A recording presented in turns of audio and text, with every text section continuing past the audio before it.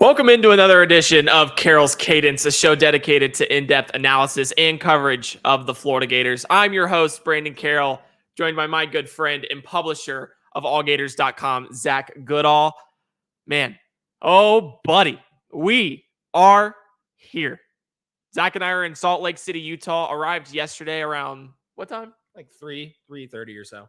Yeah, so 24 hours from the Gators season opener at this point of recording. And man, buckle on up, because today we're going to indulge in what you've all been waiting for with a bit of a preview and our predictions for this week one contest. Make sure to like this video, subscribe to the channel, and drop your comment, drop your score prediction down below in the comments.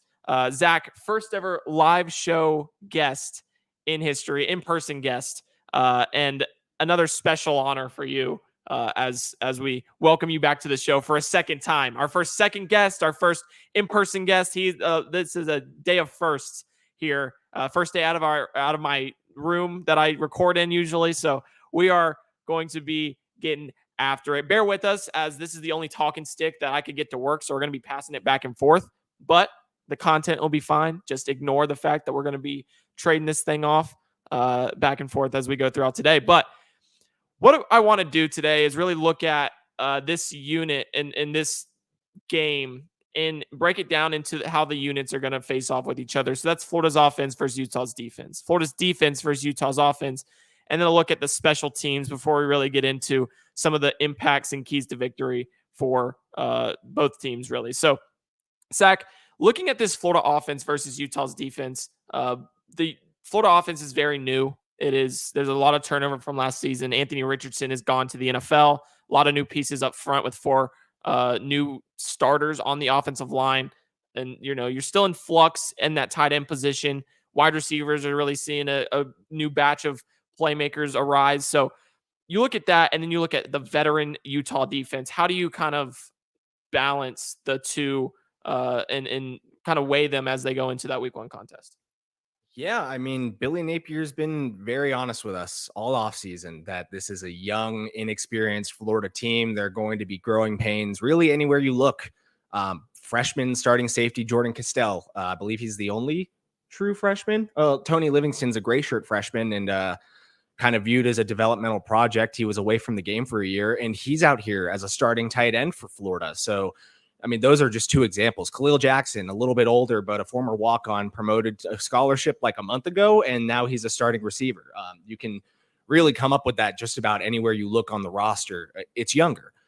Comparatively, you look at Utah's defense, I believe they returned 7 double-digit game starters, I think 8 with 20-plus appearances in their career to this point.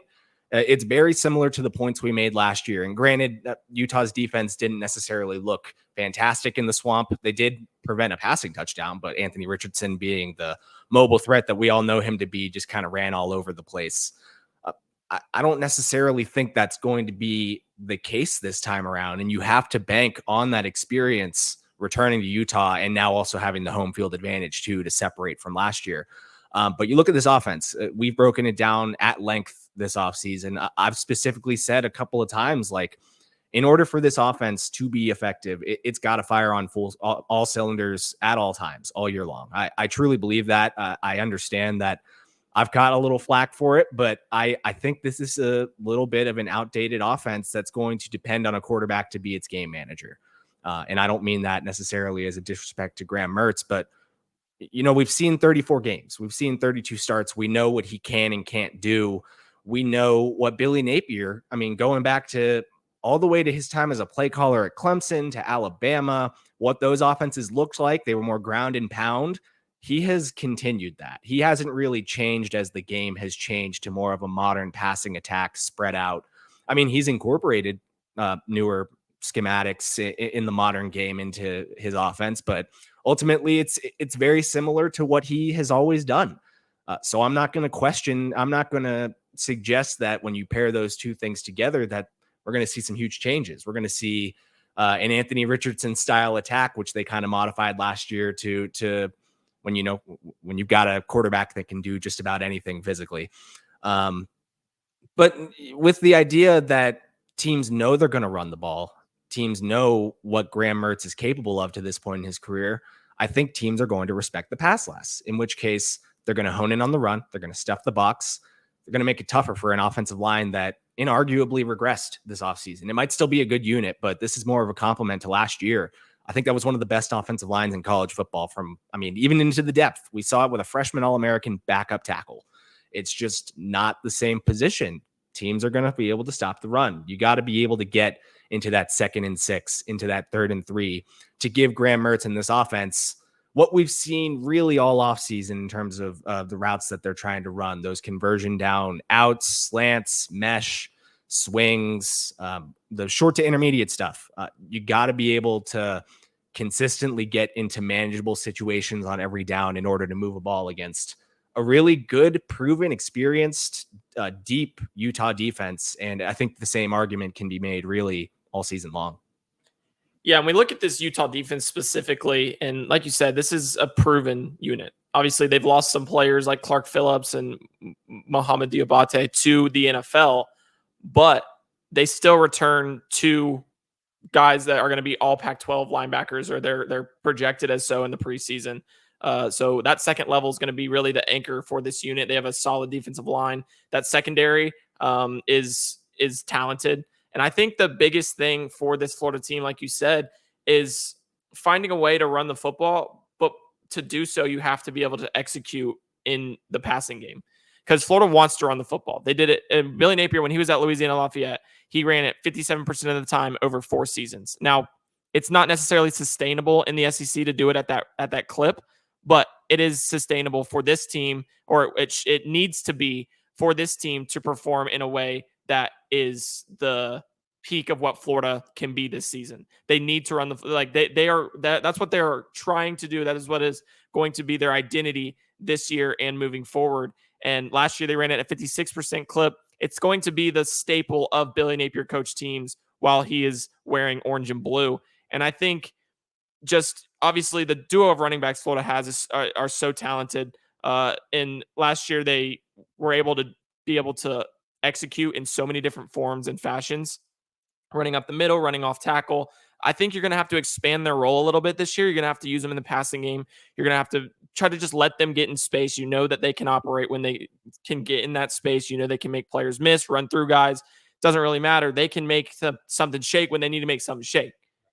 But it's all goes to say against this Utah defense that I believe will end the season as a top 10, 15 tier defense, as they did a year ago, arguably better than the one they were a year ago in full. Obviously, they struggled against Florida, but there is a lot of question marks, and I think we really get to see what Florida will look like against a top tier defense in week 1, which, like I said, it's going to be run dominant, but you have to find like you said, find the guys out in the flats, the Eugene Wilsons, the Ricky Pearsalls, utilize crossers, utilize the outs, the quick intermediate throws that Graham Mertz, the routine throws are the ones that Graham Mertz needs to make for Florida to really be successful against this Utah defense, and not, be 10 points in going into the fourth quarter, or if that, in week 1. And I think that's really going to be what sets apart Florida and both teams, really,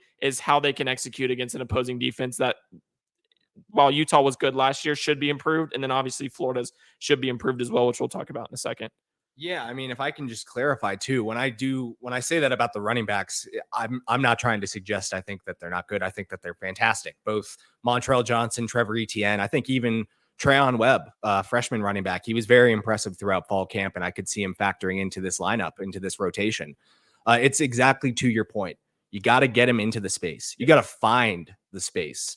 That's tough to find. Again, when I go to my point of defenses respecting this run game so much, not so much the pass, but they know that Trevor Etienne and Montrell Johnson can run all over them if they don't hone in on that. So regardless of what teams think of Graham Mertz at this point, they have a year of tape on this dynamic running back duo. They're going to stuff the box. You've got to be creative. You got to get them into space.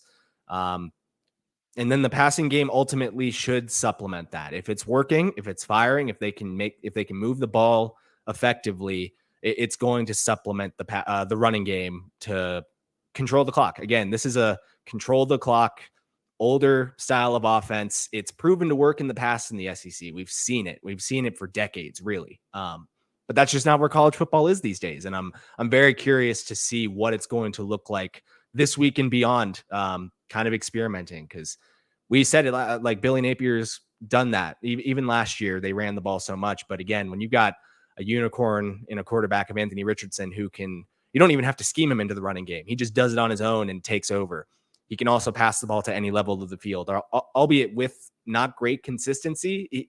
Billy Napier leaned into Anthony Richardson's strengths until it seemed that things just weren't going to result in a great year last year. And then we saw it kind of tail off at the end. But I'm just very curious to see. This is going to be a great litmus test to see if this style of offense, if truly scheming up, trusting your strengths ultimately of your roster, will be what leads Florida to victory. Yeah, I think the biggest thing for Florida is just being methodical, keeping the ball and trying to sustain drives. That's going to be how Florida wins this year, is sustaining drives. And they're going to find a way to have success in the rushing game. Even with Utah knowing that that is what they want to do, Florida will have the rushing game will be a prominent aspect of Florida's performance in week 1. It's going to be a prominent aspect in all their performances this year. It's just, can it be enough to be able to kind of give them that edge to score the points necessary to knock off a Utah? That's really going to be the question mark going into week 1. And luckily, we get to see that tomorrow night. Mm-hmm. Then you flip to the other side of the football. Florida bringing in a new defensive coordinator in Austin Armstrong, young, energetic, just a fiery human being. And he showed that on day 1. She came in and was just juiced to be there. Just absolutely juiced. We heard that from just from his debut introduction to the team, that he came in and immediately commanded attention in a literal gathering. Yeah, he came in, told him he was a redneck, said he did not care, and said, "We're going to get after it, fellas. We're going to get after the football, fellas." And they responded. They did. That's exactly what Florida really needed. They needed some life injected into that defense. And that's why the expectations for the unit is for a pretty significant step forward in the 2023 year compared to the last 3. It's been abysmal football for the past 3 years. But with Austin Armstrong, you're getting a much more aggressive tendency. It's a similar scheme to what Patrick Toney liked to run. A lot of simulated pressures, a lot of creepers. I know it sounds like I'm just a record on repeat, because if you watch this show, I talk about that all the time whenever I reference Florida's defense.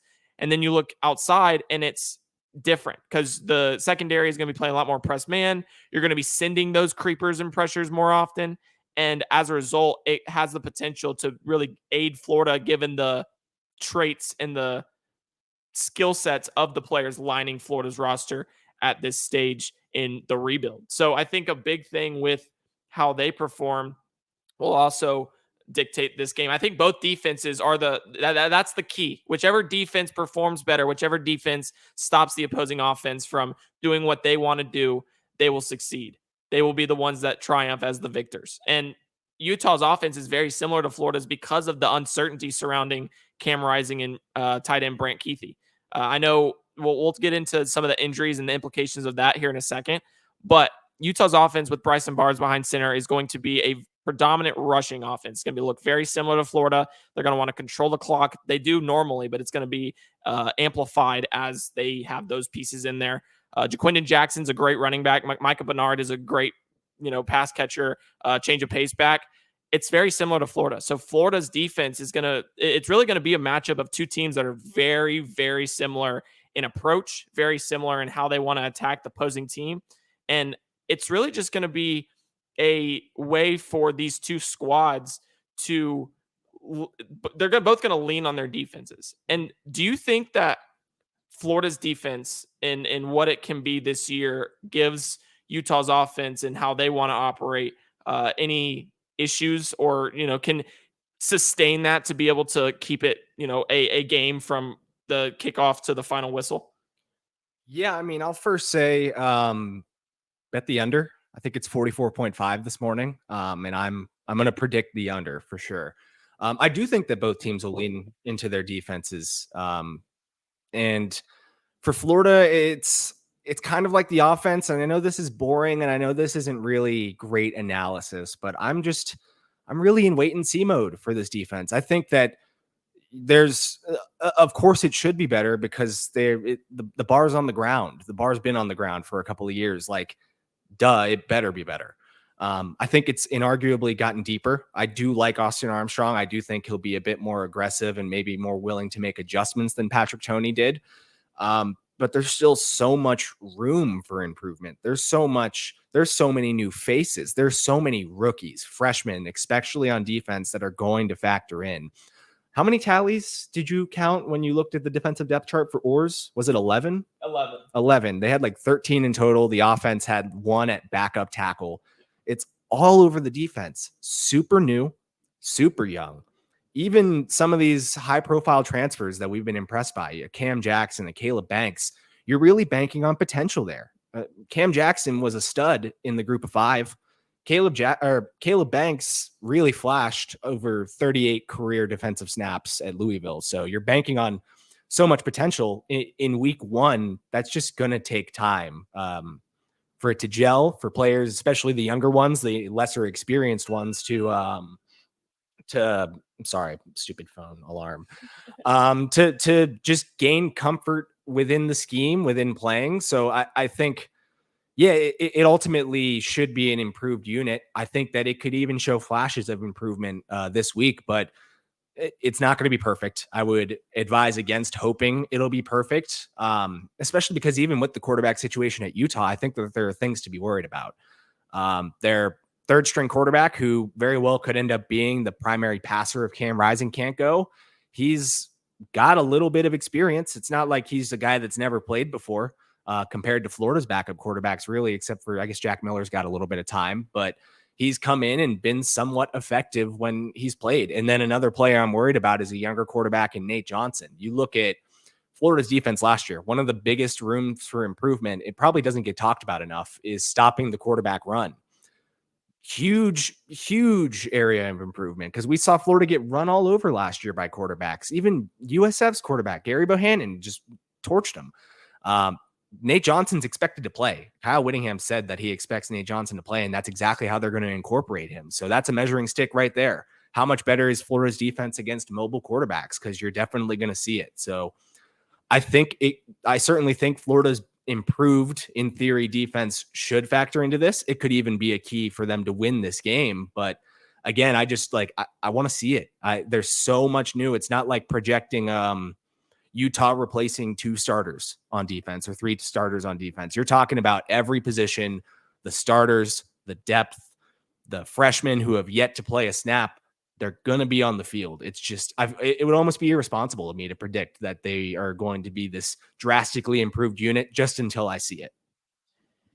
Yeah, I want to touch on Nate Johnson for a second. I do think that he can be a legitimate factor in the rushing game for Utah. If he was the starter, I would be worried for Florida if they were able to, have the confidence to start Nate Johnson, just because I think that he can bring a lot to the rushing game. But it's different when you have a quarterback that you are as a threat in the passing game versus one who, when he comes in, there's a 90% chance that he's rushing the football. You're able to plan for that a bit better than if he's the one under center every single play. And it's not necessarily saying he won't drop back and pass on occasion, but you're able to kind of commit to the run and have those safety pieces, those fallback pieces in the secondary be the ones in coverage, have the understanding that, okay, we're going to be able to disrupt the pass here if he decides to pass the football. So that's the biggest thing to me on Johnson. It's going to be a threat, but it's not the same threat as if he was on the field from snap 1 to the end of the game, in my opinion. Sure. And then just looking at this Florida defense, I think, like Zach said, it's very inexperienced. It's a lot of projection. It's a lot of, you have to really kind of buy in if you're going to predict this team to be drastically improved on those unproven talents. But with the way Florida's built their trenches, with the way Florida has their secondary aligned at the moment, I do think they are going to be drastically improved. I do think they have the ability to contend with a Utah team that really plays into their strengths of rushing the football and a lot of which they like to do it in between the tackles. And you have Florida with really 5 dudes who can contribute on that interior defensive line, a lot of rotation, a lot of beef in that front. And that bodes well for the Gators as, a team that's going to be their calling card on defense. That defense is going to anchor this, or that defensive line is going to anchor this unit as a whole. And with Austin Armstrong being the guy behind all of it, I think that there's a legitimate possibility that it might not be sustainable for the rest of the season, but in week 1, I think we're going to see a rejuvenated defense from Florida that shows they might not be perfect, but they are drastically improved. They are, the 2019 version of this Florida defense, if anything, that more so compared to the 2020, the 2021, the 2022 defenses for Florida. But that's just how I feel going into this game. Like I said earlier, Jaquindon Jackson, Michael Bernard are threats, but with what Florida has up front, they could be stifled similarly to how Utah's defense can stifle Trevor Etienne and Montreal Johnson. Then you look to the special teams units. And I know special teams, don't turn off the channel, please. Respect special teamers. All right. Respect the game changers, as Billy Napier likes to call them. We have the ability to kind of see how Florida's changing in this special teams. They have been, I talked about the defense being abysmal earlier. Special teams has been just as bad, if not worse. It has been an Achilles heel for a team that has not been very good over the past 3 seasons. And sure, 2020, Florida's offense, historical, elite. Defensive special teams, you had Kadarius Toney returning kicks and punts, awesome. Rest of it, I shrugged my shoulders. It was all right. So now you go into this season, you return your punter, you have 2 kickers still that are vying to, one's going to be the place kicker, one's going to be the kickoff man. But you look at the return game, and I think the return game for Florida gives them a bit of a step in the right direction. Would you agree? Yeah, I mean, first off, you look at those specialists, the kick and punt teams, and compared to what we've talked about so far through the show on the offense and defense, really no change there. Same exact approach, in fact, with the kickers, with a place kicker and a kickoff specialist being different, with the same guys, and Adam Mihalik and Trey Smack filling those roles. Obviously, Jeremy Crawshaw, really underrated, probably one of the best punters in the nation, but he just doesn't have the stats to qualify because Billy Napier likes to go for it on 4th downs. But so really what you're doing there is you're banking on improvement from guys that have played. And I don't know if this really works with the logic of my other arguments, but I actually kind of have faith in that. Not full. Obviously, there was a lot of inconsistency there, but I mean, for Adam, for one, walk on, first season, younger kicker, all things, both of these guys are pretty young in their kicking careers. And you saw flashes of excellence from him. You also saw moments of great disappointment. And I do believe that he's worked on those. He's really put a lot of work into his accuracy this offseason rather than power, but he's got a powerful leg. And I understand the potential there for him on field goals. So you hope that with an off season where he can focus maybe on the mental side too, just, he says he's done a great job of learning how to block out noise, that you hope to see improvement there. Trey Smack, you can say the same thing because he started last year in fall camp with a groin injury. If you are going to be injured anywhere, a kicker besides your leg, you certainly don't want it to be the groin. And that's why he was not able to play at the start of the season and kind of slowly worked into that kickoff specialist role. So with those three guys, I do think that you can bank on, well, especially the 2 kickers, maybe making improvement now that they've got some experience under their belt and they've really honed in on what to develop this offseason. With the specialists in terms of returners, I agree. I think that this could really be an improved unit too. You've got Trevor Etienne. He came in, I think, in like week 3 last year, week 2. Changed out for Jamarcus Weston and immediately improved Florida's kick return game. He's going to continue factoring in there. They've got 2 deep at both kick return spots too, with Eugene Wilson being the 4th. Truthfully, that kind of surprised me, but I think he'll factor in whether it's back there or certainly on punt returns, maybe rotating with Ricky Pearsall.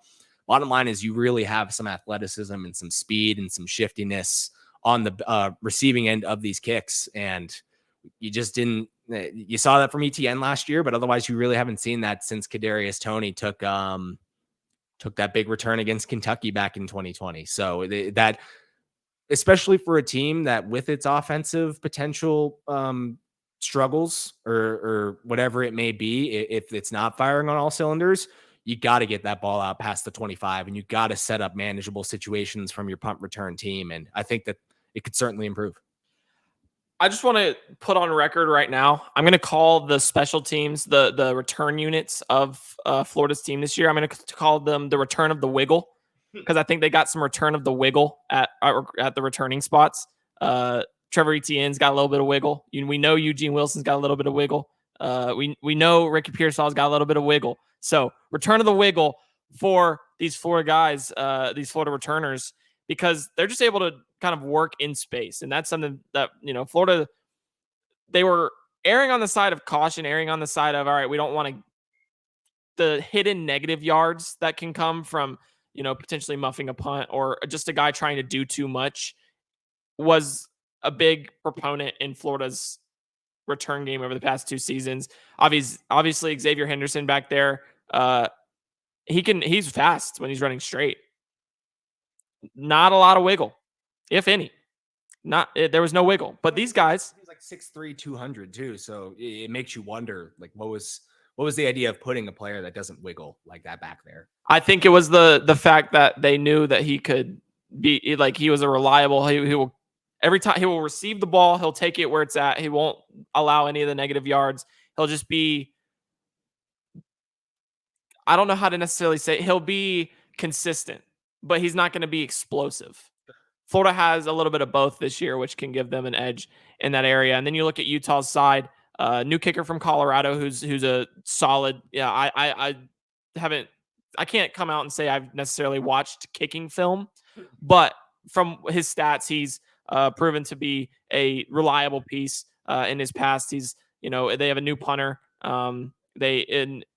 It's just Michael Pittman's their return man. They have a freshman who's going to also take on a role there. So it's really just a battle of 2 units that are, I think, very similar. Again, I think this entire game are 2 teams that are built very similar. One is in year 19, one is in year 2. That's the story of this contest. But yeah, special teams is another. There's potential factors for Michael Pittman, who was the 15th best in return yardage per game last season for FSU, can give them some life, just how Ricky Pearsall or freaking Eugene Wilson can give Florida life, because they had a great return man a few years ago. Britton Covey, he was a stud. All right, Britton Covey was legit, and they've been looking for someone to replace that since he left after the 2021 Rose Bowl, which a fantastic game, by the way. Watched that the other day. Just great game. But yeah, I think we spent too much time on special teams. We're going to move on. We're going to briefly talk about the injured pieces for Utah real quick. Quarterback Cameron Rising and tight end Brant Kuithe are both on the fence of if they're going to be able to suit up or not for this Thursday night contest, which is huge for them, considering those are 2 pieces that really, when you think about Utah's offense, those are the 2 that immediately pop into your mind.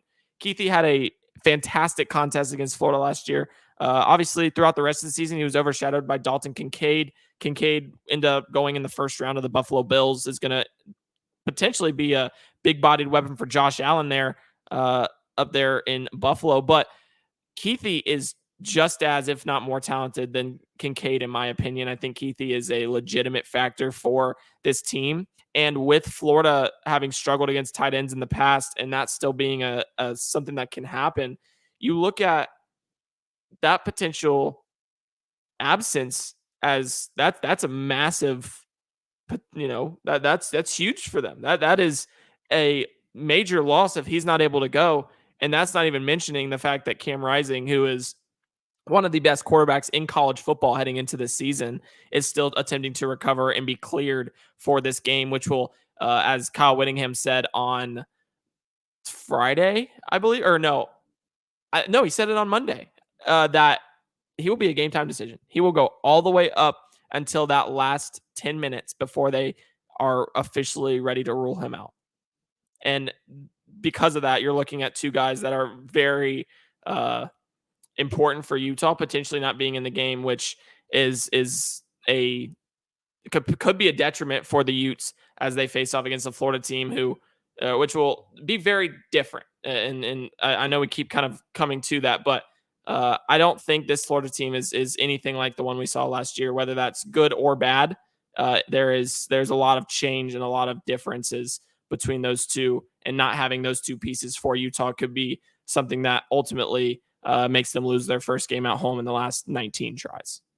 Yeah, certainly. But I mean, I guess to play devil's advocate, I'll go to a similar point I made about the defense.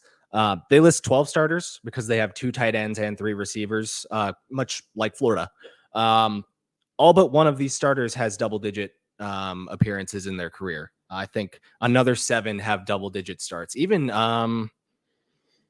Bryson Barnes, the quarterback. I mean, now I don't know if this is as simple as he's appeared in games to like hold extra point attempts, but he's credited with 13. He's made a start. So even though Cam Rising and Brant Keithy are obviously key, like X factors for this offense, I still feel as though Utah's got experience on their side. That may not win them the game, but it's going to keep them in it, even if these guys are unavailable. But yeah, I mean, I think you nailed it. I can't really add much more. We all know what Cam Rising is. We saw what he was arguably the biggest reason why Utah almost pulled off the win last year in Gainesville.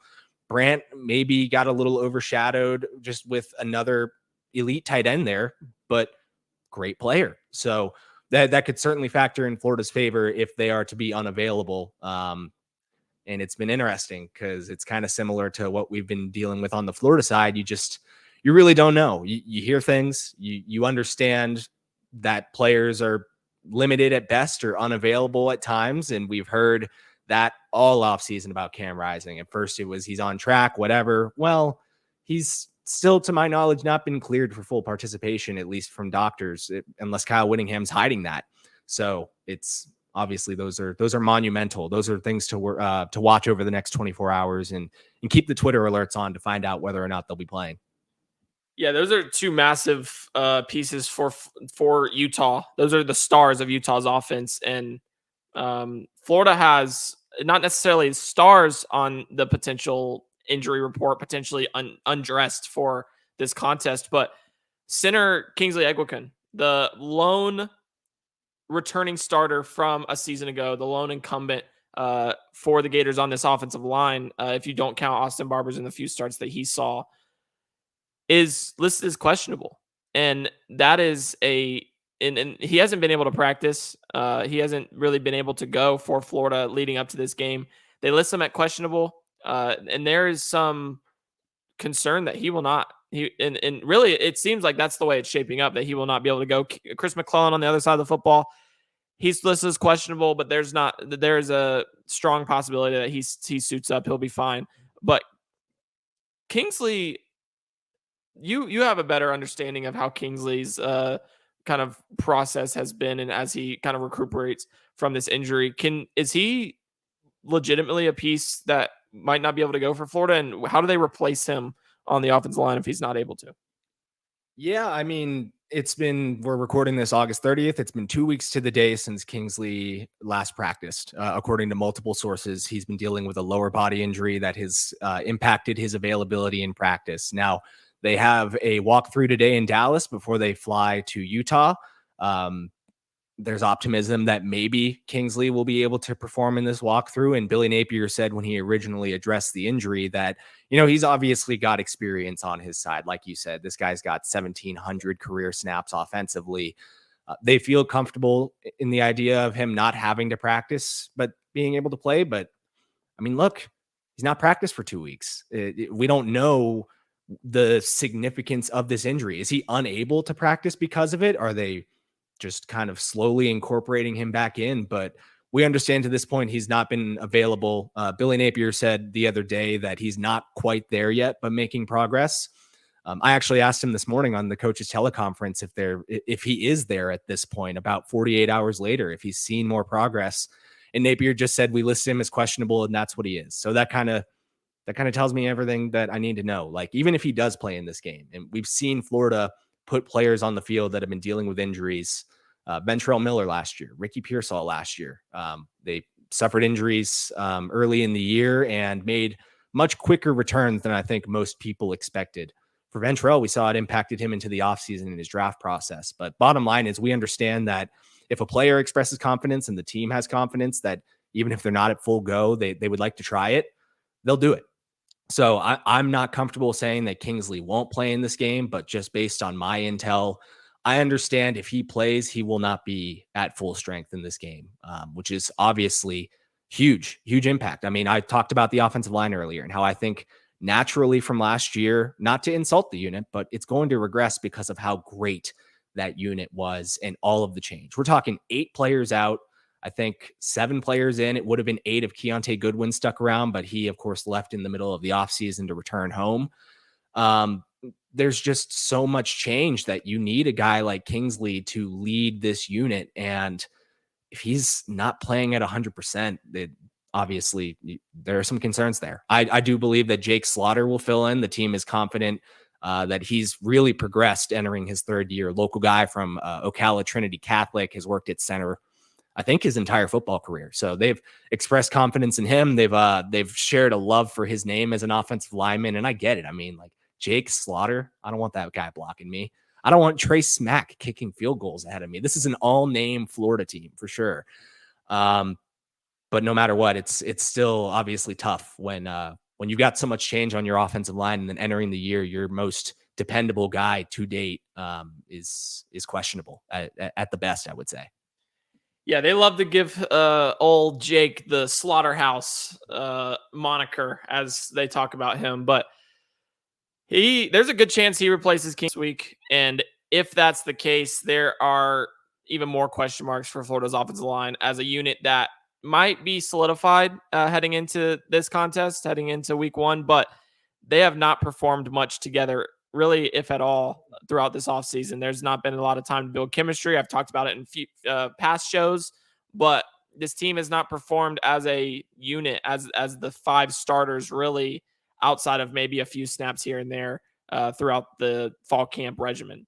Quick other injury updates that weren't on the script, just to update it. Dante Zanders, it seems as though he'll be available. He missed a lot of practice time in the fall with an undisclosed injury. I was expecting him to be on the injury report because he hadn't been practicing, but he wasn't there. That would make you think he's cleared and he's good to go. Jack Miller III is still currently battling tendonitis in his right rotator cuff, his throwing shoulder. He's listed as questionable. We didn't see him practice the last week of fall camp, and I forget exactly what Napier last said about it, but it was last week, and it didn't seem as though he was upgraded quite yet. So we could very well see Florida without its backup quarterback, but I mean, ideally Graham Mertz is good enough and healthy enough to be able to play through that to where it becomes a little bit less of a concern, but one nonetheless. Yeah, for sure. And then Ty Bowman is also not playing. He's another one that we can factor in here since we're just going through all the injured pieces for Florida. Interesting one too, per reporting. Yeah. Yeah. But keys to victory, we're going to limit it to just Florida because we're getting kind of long here. And this is a Florida Gators centered show. As a result, I think there's really 3 things for me that are keys for Florida. And I'll leave Zach to talk about one of them. He talked about it with me a little bit earlier. But I'm going to start on the defensive side of the ball just because defense is going to win this game. I think it's a low-scoring game. I think really the first one to reach that 21-point mark is going to be the team that reigns victorious in this contest. And I think Zach thinks very similar of that, as we get in close to our score predictions. But just having the defensive line that Florida does and how allowing this team, this unit to be the anchor of the defense. If it's able to anchor the unit as it's expected to this game, if it can be the much improved kind of just healthier rotation and really everything that we've talked about for so long now of, they have many more dudes that are able to play. They have much more size in the middle. This can really be a dominant interior defensive line, namely. And then you obviously have Princely Umanmielen on the outside. who is earning NFL draft praise if he has a good year this year. You have a few guys at F end who could be kind of assuming more significant roles this year after the injury to Justice Boone in fall camp. The defensive line is going to be massive for Florida. It starts up front, and that's how Florida's really built their team. You've seen both sides. They put an emphasis on offensive line with 2 offensive line coaches. They really attacked in the portal to go get a few guys on that unit. Have shown that again in the 2024 recruiting class, which obviously won't affect this year, but will affect in the future. And then on the defensive line, they did the same exact thing. They said, we need to figure out a way to anchor down this unit. They went and got Cameron Jackson. They went and got Caleb Banks. And they obviously had Chris McClellan. They got Will Norman, Jamari Lyons. There's some guys that they have acquired since arriving at Florida to pair with a Desmond Watson, to pair with the Tyreek Sapp, to really anchor down this unit. So if it can be that, if it can be the position group that stands out above the rest for Florida in week 1, I think that gives them a great opportunity to hold Utah's offense below that 21-point threshold that I ultimately believe will be what decides this contest. The team that reaches or eclipses that 21-point threshold will be the victor come Thursday night at probably around 10 o'clock, 11 o'clock local time. And that's 12-1 in Eastern time. I would hope that it's under 4 hours with the changes that they've made this offseason, but we've seen long games before. Yeah. I agree completely with the defensive line in theory being better. There's totally reasonable projections for it to improve greatly with the talent they brought in and the development of the players that they've had now for some time. Here's the pessimist in me. I want to begin by saying with the altitude that I don't think at 4,000, however many, 700 some feet, Eugene Wilson is necessarily going to be impacted when he runs 50 yards, or Trevor Etienne would be impacted running 70 yards. I think that those guys will be fine. Maybe a little winded, maybe get some oxygen after a big run, but fine. What's the biggest thing that people have pointed to about not only the defensive line, but the offensive line this season or this offseason for Florida? They're huge. It's a much improved unit in terms of size. We saw the last coaching staff, especially on the defensive line, recruit a lot of tweeners. And it's gotten bigger, more physical in a vacuum. Wonderful. That's great. That'll help. At 4,700 feet in their first game of the season, I don't know. Cam Jackson's 6'6", 370, and he's a starter. Desmond Watson may not be a starter, but they want to get him on more of a snap count this year to make him more effective. But he's 435 pounds. Even if you play him 20 to 25 snaps, that's going to take a toll. Caleb Banks is 6'5", 320. Really, I think any 320-ish plus pound player could be affected by this altitude, especially in the point of the offensive line, the ground control and clock control. Florida wants to keep him on the field for extended periods of time. Damian George is in the 350s. Austin Barber's in the 320s. Micah Mazuka's in the 330s. Richie Leonard probably it's 320s. This is going to impact them undoubtedly. Whether it's great or not, whether it's as much as Utah players throwing up on the field and on the sidelines in the swamp from the humidity last year, I'm not necessarily willing to say that because it's not premium elevation or altitude necessarily, but this is a bigger team. We all know that. We've all said that.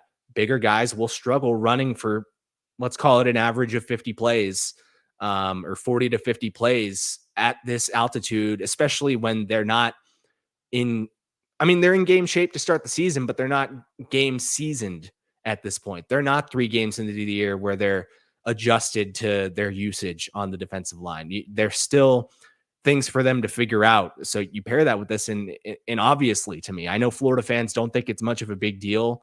I don't really get that. Florida doesn't play out in elevation. I don't think you guys really can say that in good faith.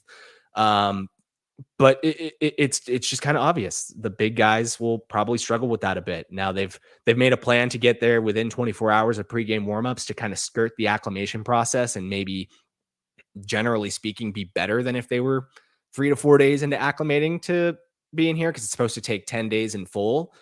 But that's something you've got to be concerned about. And if this defensive line depth is as good as it could be, as improved as it could be, then maybe you can negate that by a strong rotation of players. But I go back to my earlier point. I'm in wait and see mode. Cam Jackson making the jump to the SEC. Caleb Banks playing more than 30 snaps in his career. A lot of freshmen stepping up into the rotation and getting adjusted to playing with the size and speed of college football as a whole. That's something I think you have to factor in. As sure, altitude's an outside factor. It's not something Florida can control, but it's real.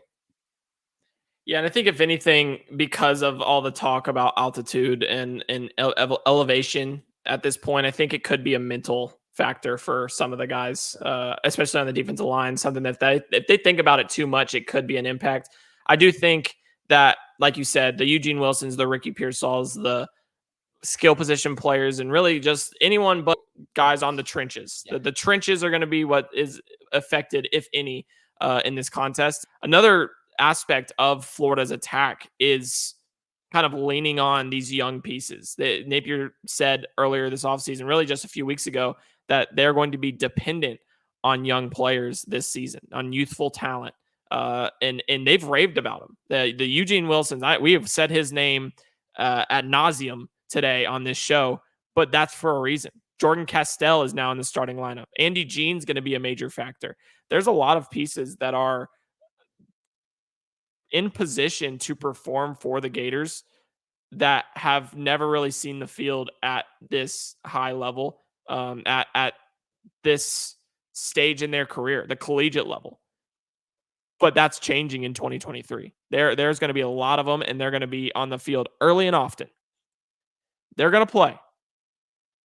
And if they can be the contributors, if they can be the assets that Billy Napier and company believe that they can be in week one of their redshirt freshman seasons, shoot, I think Florida's in a great spot. Defensive line puts them in a good spot.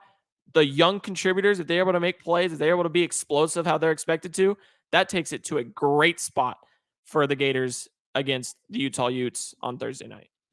Yeah, I was just trying to count it up, but I mean, the depth chart is kind of all over the place, players listed at multiple positions, so I wasn't able to do it effectively. But I'm curious if a commenter even could go and look at every position on this 2 to 3 deep depth chart.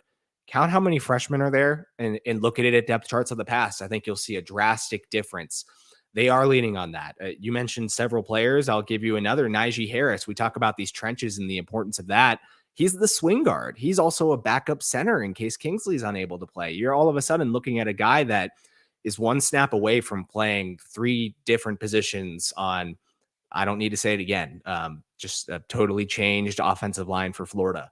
And you can do that anywhere. You can do that at F with Kelby Collins. You can do that maybe not to start, but in a rotation on the defensive line if you really need to get into that with a Will Norman. You can do it anywhere. Corners. And now I'm not saying that to necessarily be negative. Of course, there'll be growing pains, but truthfully, I've been it since the Dan Mullen era. Like, play your young guys. We saw way too much of just continuing to put in the veterans and guys that may understand the speed and physicality of the game and whatnot. But I guess even to counterpoint my own logic, like, I want to see young players. You're recruiting these dudes. You're obviously hyping them up. The rankings speak for themselves. I do think that Florida has recruited from the high school level extremely well under Billy Napier. I want to see them. Even if their growing pains could contribute maybe to some losses this year or not being in games as much as they would like to be, these guys are the future. Get them on the field now, get them acclimated to playing, and just continue to bolster their confidence and their development. There's nothing more important than game reps. And I think a lot of these guys are going to get them this week and beyond. Without a doubt. And another one, Kelby Collins defensively is going to be a guy that steps up. And Cameron James, both at that FN spot as they try to navigate that position without Justice Boone. There's a lot of players for Florida that are going to be legitimate contributors that have never seen the field before. And that was evident in their depth chart release on Monday. Now, last year, when the depth chart was released, week one did not necessarily indicate that some of the pieces that they included on the depth chart were the same. There were changes made from that point. But I think the way that it's positioned this year, it is going to look very similar to the way they kind of place those pieces in for Florida as they take the field for snap one. Both sides of the ball. Jordan Castell is going to be the safety. Khalil Jackson's going to be the wideout. Tony Livingston, when they go with an H, I think that there's a legitimate possibility that he is actually the H on the field. So there is H tight end. If you him and Arlis Boardingham, who has like what, 2 appearances? Yes. Yeah. Yeah. So there are some young pieces that are going to see the field this year. And if they're, like I said earlier, able to contribute at the rate they're expected to contribute, it takes Florida from being in a good position to a great position to knock off the Utah Utes. And then finally, the thing that really would just make Florida's life so much easier and give them a legitimate chance. And I'm not saying they don't have a chance in general, but these things are really just the things that Florida needs to do to prove victorious. And the top one is just playing turnover-free football, whether that's just holding onto the rock after a catch or just out of the backfield. Florida struggled last year, had Montrell Johnson fumble on the first drive. Trevor Etienne almost coughed up the ball running down the middle to really, that would have ended up losing them the game because that was the game-winning drive that they had when Trevor Etienne lost it, had to go fall on it. And everyone in the stadium you felt that place, just the air sucked out of it. And then immediately a sigh of relief as he fell back onto that football. So you look at that, and then you also say, Graham Mertz, you need him to play mistake-free football. You need him to play heady football and not try to force things that aren't there, not try to make plays happen that aren't there. Just be the manager that he's expected to be. And that's really the biggest thing for Florida. If they can limit turnovers, if they can stick to really, if they can keep a 0 in that column, that's an elite performance. If they can keep a 1 there, they are still in really good shape. But I think 1 is the most that they can afford, if any, against this Utah team, which, like we said, this defense is going to be stingy when it comes to allowing Florida to really do anything, whether that's churn out yards or eventually score on them throughout this contest. Yeah, without a doubt. I don't even think I need to get too in depth because I'll just sound like a broken record of what I said earlier, what I've said throughout the offseason. I mean, I'm realistic. I don't expect Graham Mertz or any quarterback. I mean, even the freaking Caleb Williamses and Drake Mays of the world, I don't expect them to play picture perfect football from snap 1 to snap done. But he's got to be as close to it as possible for this offense to work. You need him to, not only be turnover free, but mistake free. We saw mistakes that didn't necessarily result in turnovers, even though he committed a lot of turnovers at Wisconsin. I don't think that that's necessarily mentioned enough. The touchdown to interception ratio was 1.4 to 1. There were fumbles. You got to prevent that at all costs, because again, the defenses are going to hone in on exactly what Billy Napier has said this offense is going to be his entire career. They're going to show ultimate respect to a dynamic rushing duo. They're going to put 7 in the box. Shoot, they might put 8 in the box. If they trust their corners and safeties to man up in certain situations, if it's 12 personnel, I mean, they'll very well just say, hey, man, like we're going to try our best to stop you from running the ball and invite you to try throwing it. Let's see if you can do it. Maybe I'm totally wrong. I could be. I have been. Graham Mertz could be a totally different quarterback in a new system, and I could just be very dumb. But again, I look on what we know. And what we know is that Wisconsin lost football games when Graham Mertz wasn't playing literal perfect football. Like literally when he wasn't going 20 of 21 on passing, there was room for them to lose games, and they lost games. So you got to get as close to that as possible. He's got to be rejuvenated and come out here with the idea that he is not in a position to make mistakes, because this offense is going to rely on him being effective, managing the game, setting him up to get into successful positions and him taking advantage of them. He's got to do that. Yeah, and with that, that kind of leads us into score predictions for this contest. I'll go first just because, it's my turn with the talking stick. And so I think Mertz is and I know we talked about keys to victory, but ultimately Mertz is the one that if he has a good performance, he can push them over the edge. They can win if he is turnover free, but if he is more than just that, if he is more than just mistake free, Florida's in a great spot to be able to really knock off this Utah team and be their first loss at home in quite some time. First true home loss since 2018 it would be if the Gators are able to knock off Utah. in Salt Lake City. They have controlled their home field consistently since then. And that is what they look to continue to do on Thursday night. But I think that the way this offense is positioned, the way this team is kind of shaping up to look like this year, I think Graham Mertz is able to kind of exceed expectations relative to what he is garnering at this point. I think he can be that game manager, but I think he can be just slightly more than that. I think he can be the one that makes the routine throws, makes the plays over the middle and intermediate and short routes. He can get the ball outside. So the Eugene Wilsons and the Ricky Pearsalls, I know it's just consistent. The Caleb Douglas, the Andy Jeans, the Marcus Burks, the Khalil Jacksons, the Arliss Boardinghams, Tony Livingstons. I can keep going. There are a lot of weapons on this team, obviously, a lot of which are youthful, a lot of which are inexperienced, unproven, but they're there for him at his disposal. And I think that from what I've seen and just from how he's progressed since he arrived to where he is now, I think there's a legitimate possibility that his comfortability in this offense, the way that it's tooled, the way that it's molded to his skill set, coming from an offense that did not do so at all in Wisconsin, gives him the ability to kind of take that step forward, be resurged in this role, in this unit, and can be very similar, not to the necessarily the scope of Bo Nix at Oregon, but I do think there's a legitimate possibility that he can resurrect his career with the Florida Gators, and that starts in week 1. And with that, I think there's a possibility he ends up going 60% completion around that range, 215 yards, 2 touchdowns, and a pick.